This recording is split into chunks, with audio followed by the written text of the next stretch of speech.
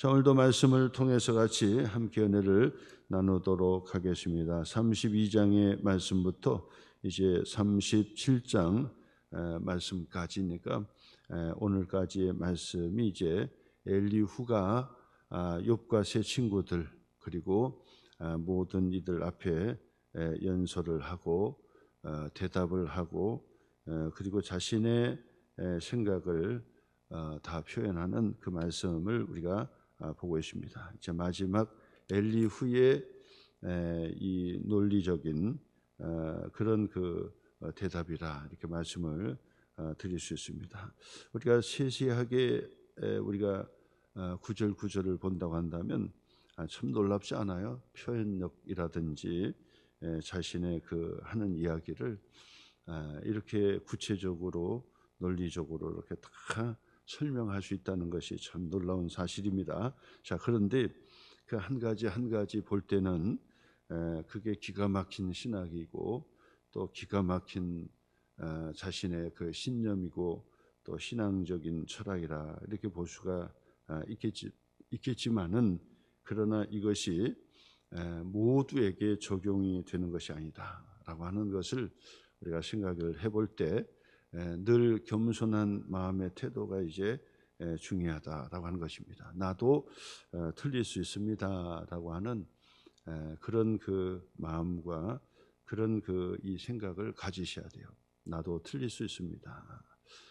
이제 그래야만이 소통도 되고 그래야만이 다른 사람에게도 인정을 받을 수 있는 것이지 나는 옳고 당신은 틀리다라고 하는 그 논리는 어느 정도는 설득력이 있고 또 권위도 주어질 수도 있겠지만은 그러나 모든 사람들에게 전부 적용되는 것은 아니다라고 하는 사실을 우리가 생각하는 거예요. 왜냐하면 하나님의 높으심과 하나님의 지혜의 풍성함은 이미 우리가 다 거기에 도달할 수 없기 때문에 그런 것입니다.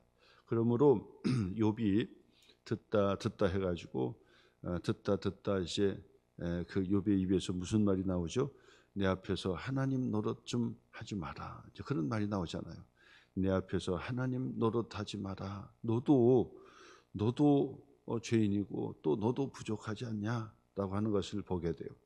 욥이 생각할 때는 이게 너무 마음이 아프고 쓰라린 거죠.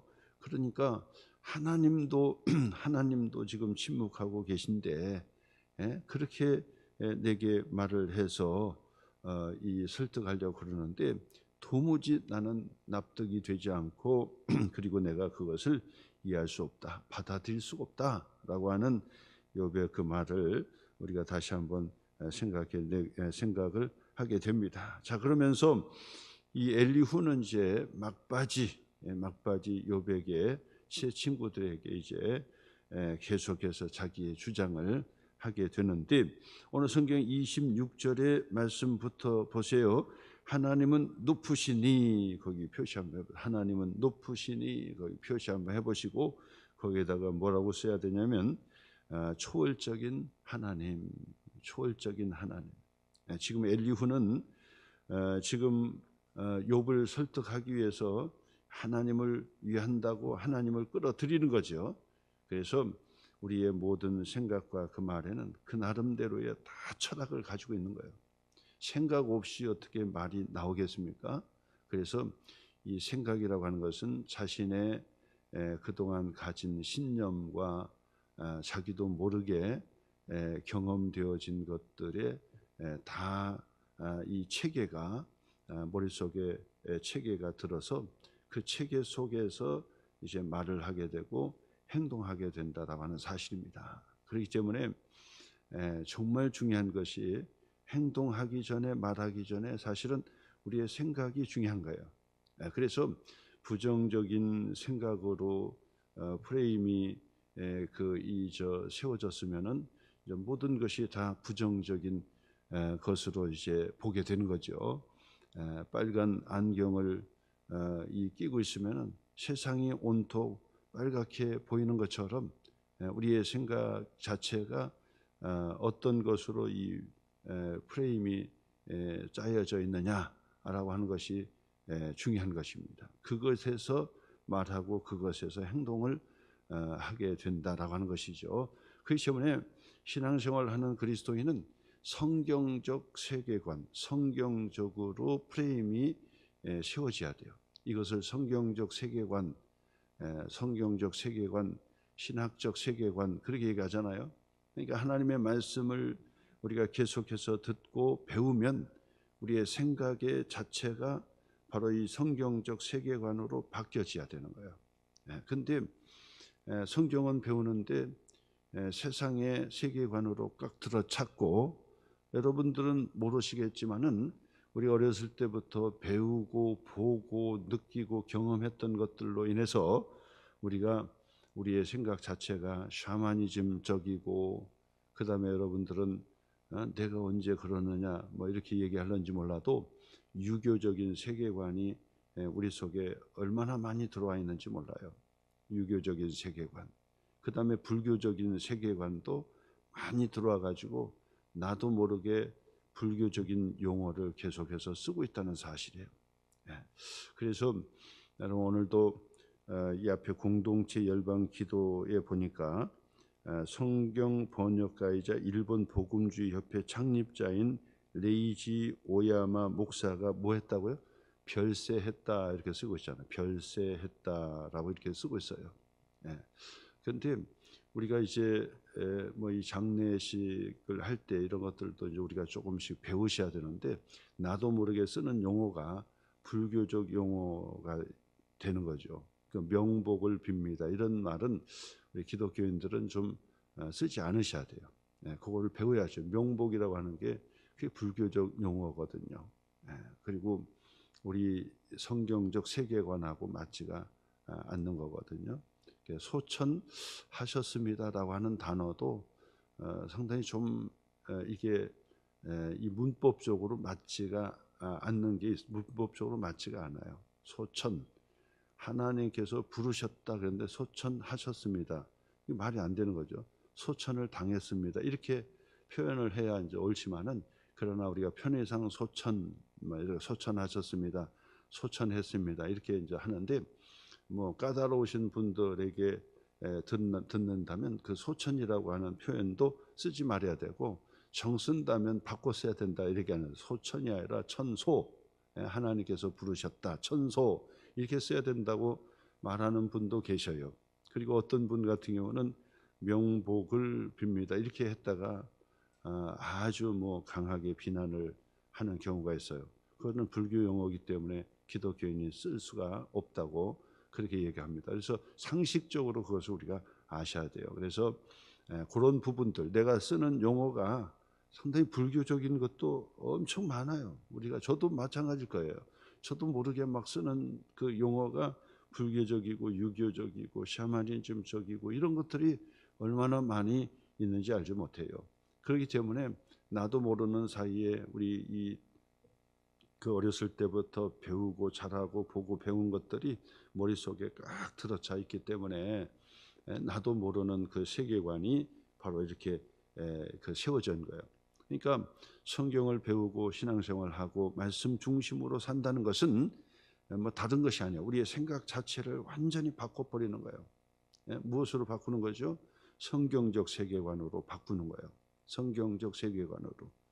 생각 자체가, 우리의 신념도 바뀌고 우리의 철학도 바꾸고, 그러면 생각 자체가 바뀌면 우리가 보는 것도 달라지고 말하는 것도 달라지고 행동하는 것도 달라지더라 그 말이에요. 그래서 제일 중요한 것이 바로 이 생각 자체다라고 하는 것이죠. 생각 자체다.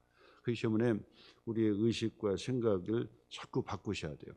전에도 말씀드렸지만 이 생각이 얼마나 무서운지 몰라요. 내가 잘못된 생각 하나가 이렇게 들어오잖아요.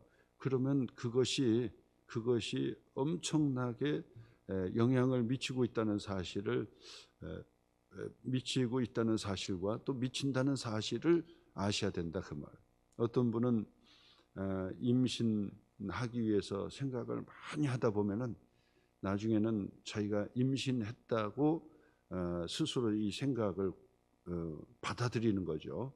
받아들이게 되는데, 임신은 하지 않았는데 자기가 임신했다고 받아들이기 시작하니까 배가 나오기 시작하는 거야. 배가 나오기 시작하는 거야. 예? 임신한 사람처럼 배가 나오기 시작하더라 그 말이야. 그 병원 가가지고 검사를 했더니 임신된 게 아니에요. 예. 임신된 게 아닌데 배가 나온다고. 그만큼 생각이 얼마나 중요합니까? 생각이. 예? 생각이 얼마나 중요해요. 예? 내가 어렸을 때 생각 하나가 잘못 딱 들어옴으로 인해서 평생 그것을 하지 못해요. 어떤 권사님은요, 그 앉아서 찬양을 부르면 참 목소리가 좋고 찬양 소리가 좋아요. 그래서 그 권사님에게 찬양대에 서셔서 좀 봉사하셔야 되겠습니다.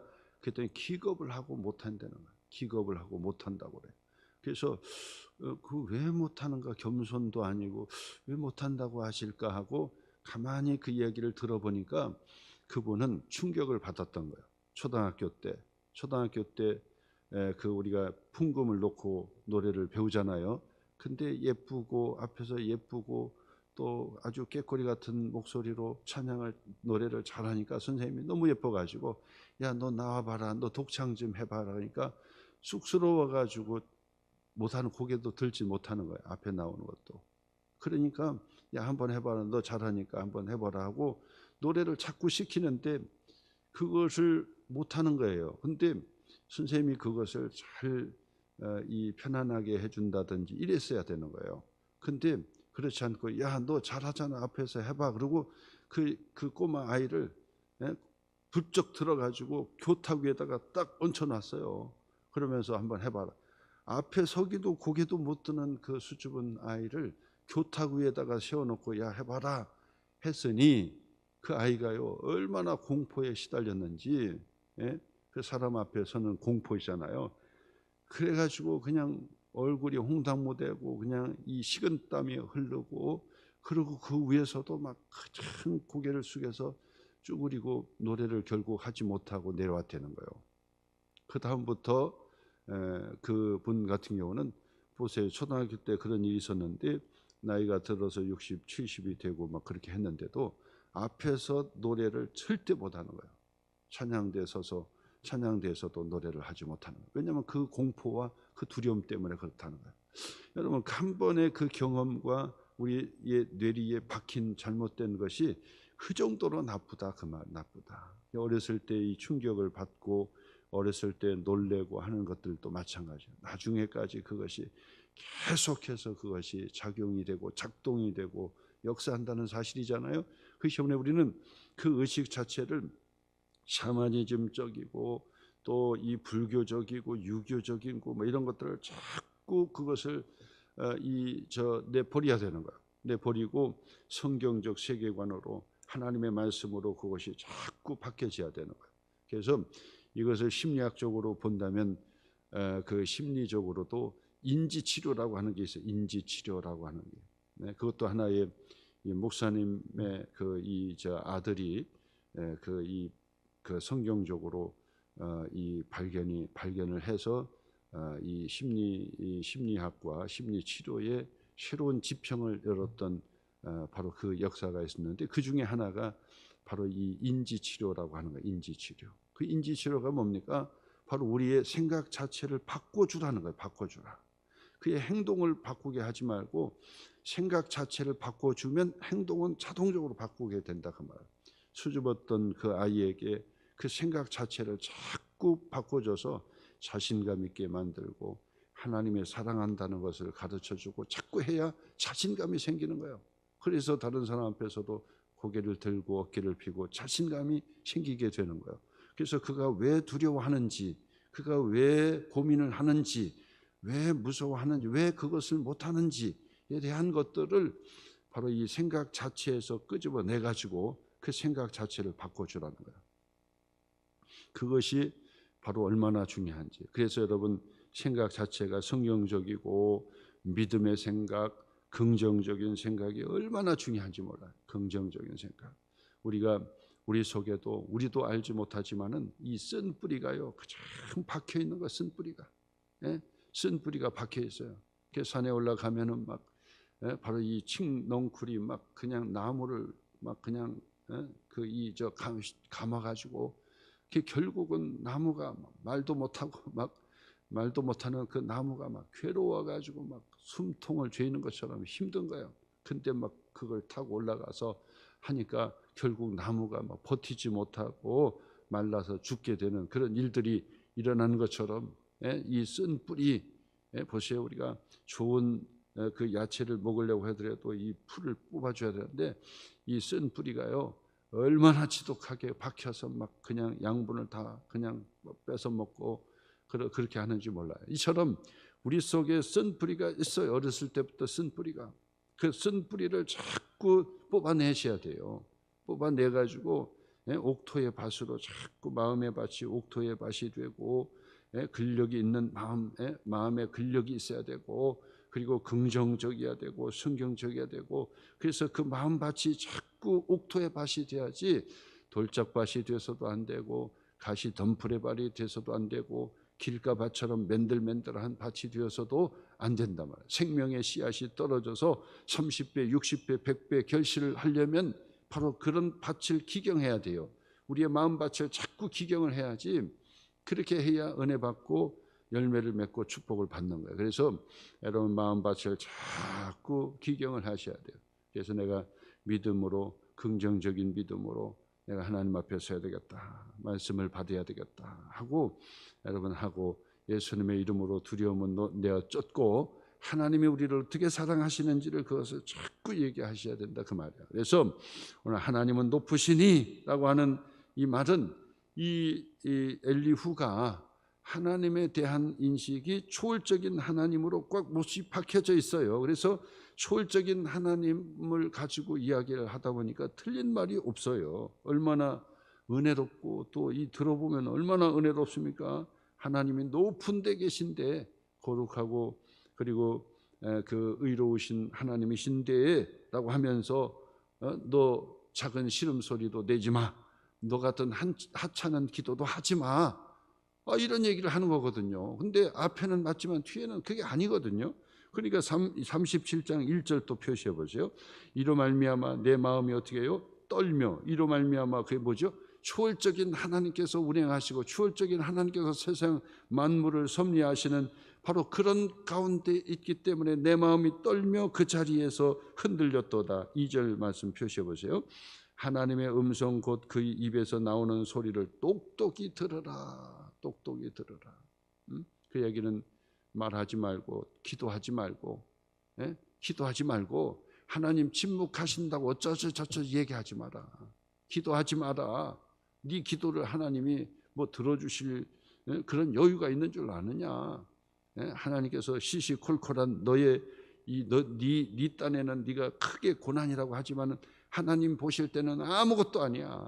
그렇기 때문에 뭐 그거 해봤자 소용없어. 기도해봤자 소용없는 거야 라고 하는 그 이야기입니다. 그러면서 14절에 또 표시해 보세요. 14절 욥이여 이것을 듣고 가만히 서서 하나님의 오묘한 일을 깨달아라. 잔말하지 말고 기도하지 말고 하나님 앞에 신음소리도 내지 말고 너는 깨달아라. 이 얼마나 보세요. 하나님의 거룩하시고 하나님이 지극히 높으신 곳에 통치하시는 하나님을 이야기하는 그런 그 신학적인 생각을 쏟아붓거든요. 얼마나 은혜롭습니까? 얼마나 하나님을 위한다고 하는 겁니까? 그런데 문제는 이게 맞는 것 같지만은 아니다 그 말이에요. 아니다. 왜요? 하나님은 우리의 시시콜콜한 것까지도 들어주시고 찾아와 주시고 만나 주시고 역사해 주시잖아요.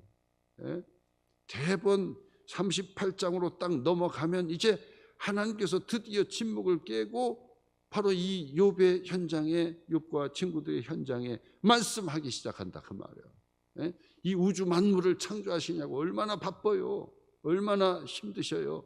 또 얼마나 이 세계 만물을 다스리는데 해요. 근데 왜 바로 그 한 사람의 고난 속에 그 이 불평하고 신음하는 소리에 하나님께서 찾아오셔서 말씀하신다는 사실이잖아요. 그걸만 봐서도 엘리후가 맞지가 않다는 얘기예요. 반쪽짜리라고 제가 말씀드렸어요.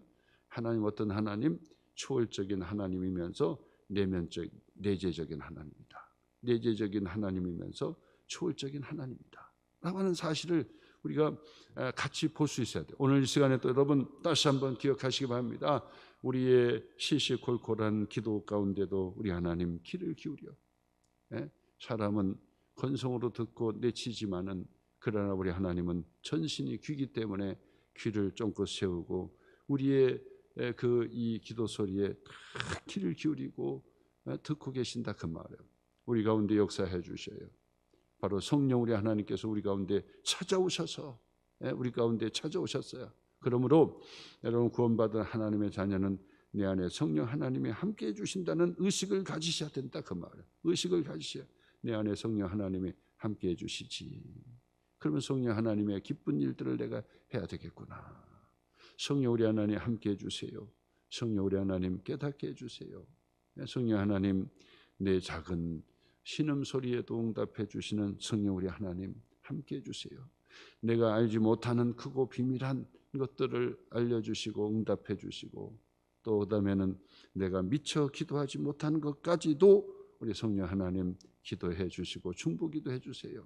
그 중보 기도는 효과적인 중보 기도라 그랬죠. 효과적이다 그 얘기는 반드시 응답해 주시는 기도라는 거예요. 중보 기도라는 거예요. 그처럼 여러분 엘리후는 하나는 맞았지만은 둘은 틀렸단 말이에요. 오늘 이 시간에도 여러분의 기도, 여러분의 가정의 기도, 여러분의 자녀의 기도, 시시콜콜한 기도, 아무것도 아닌 것 같은 그 기도에 우리 하나님은 아무것도 아닌 게 아니에요. 늘 찾아오셔서 우리에게 말씀해 주시고 침묵을 깨시고 찾아오신다는 사실을 기억하셔서 오늘도 승리하시기를 주님의 이름으로 축복합니다.